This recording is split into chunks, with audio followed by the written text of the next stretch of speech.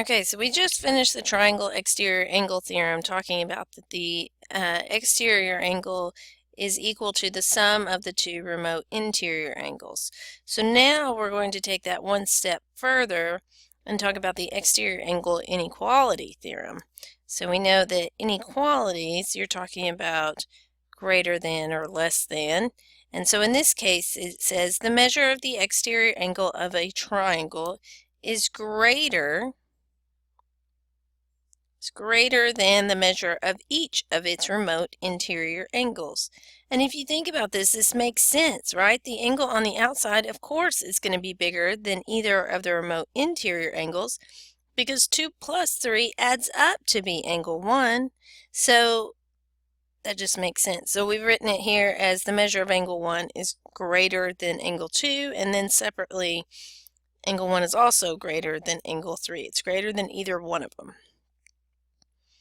All right, so we're going to play which angle has the greatest measure. So we have angle 2, angle 3, and angle 6.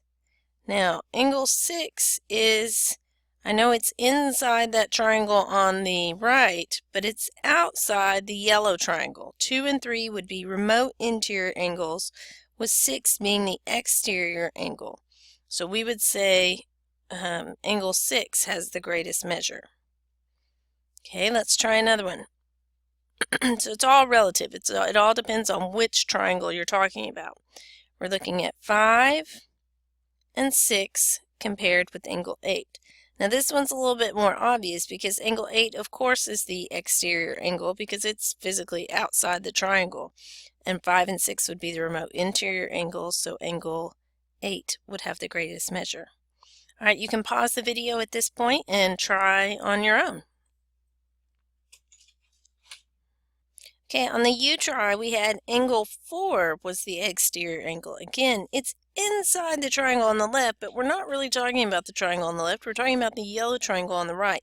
5 and 7 are both remote interior angles in the yellow triangle compared with 4 is an exterior angle. So 4 would be the answer. All right, let's look at one more example. It says explain why angle 1 is greater than angle 2. So what we have here is angle 1 is the exterior angle, so of course it is greater than its remote interior angles 4 and 3. So we can write that down. Angle 1 is greater than, I'm going to say angle 3. By the way, this is one of those times it would be very helpful if you do the swooshy through your angle symbols, because otherwise your greater than, less than symbol can get confused. All right, by exterior angle inequality. And you can put theorem on the end of that if you want. And then we know that 3 and 2 are equivalent as well. So 3 is congruent to 2 by vertical angles. Therefore, angle 1 is greater than angle 2 by substitution. So it's kind of like a little mini proof here. It's not very long, but that's kind of the idea. All right, so let's try another one. Here we go for part B.